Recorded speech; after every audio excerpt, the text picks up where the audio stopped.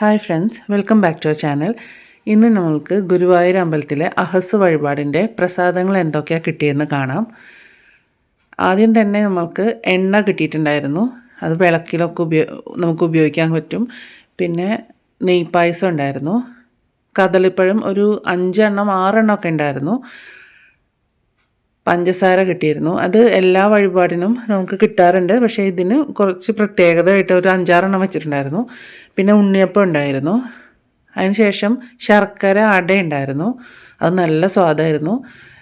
ഞങ്ങളൊരു 2 എണ്ണം കഴിച്ചു. അതിന് ശേഷമാണ് വീഡിയോയിൽ കാണിച്ചത്. പിന്നെ പാൽപ്പായസം നമുക്ക് ഈ വഴിപാടിൽ പാൽപ്പായസം ഉണ്ടാവില്ല. അതിന് ശേഷം ശർക്കര അവിൽ നിവേദ്യം ഉണ്ടായിരുന്നു. പിന്നെ വെണ്ണ ഉണ്ടായിരുന്നു. പിന്നെ കളഭം, അത് കുറേ പാക്കറ്റ് അതിൽ കിട്ടിയിരുന്നു. പിന്നെ ഇതിന് പ്രത്യേകത, തുളസിമാല കൃഷ്ണനെ ചാർത്തിച്ചത് നമുക്ക് വഴിപാടിൽ അവർ കൂട്ടി ചേർക്കുന്നുണ്ട്. അത് നമുക്ക് നമ്മുടെ പൂജാമുറിയിലെ കൃഷ്ണനെ ചേർത്താൻ പറ്റും. അത് നല്ല നല്ല മണമായിരുന്നു. തുളസിയുടെയും ചെത്തിപ്പൂവിൻ്റെയൊക്കെ നല്ല ഗന്ധമായിരുന്നു. അപ്പോൾ ഇത്രയൊക്കെയാണ് അഹസ് വഴിപാടിൽ നമുക്ക് കിട്ടുന്ന പ്രസാദങ്ങൾ.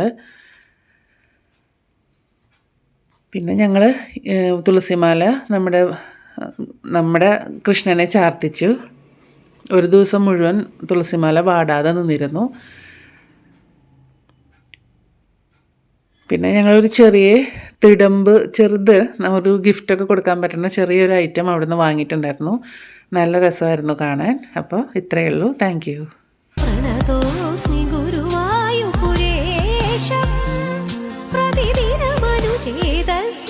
ഹരിപാദം പ്രേമാശ്രു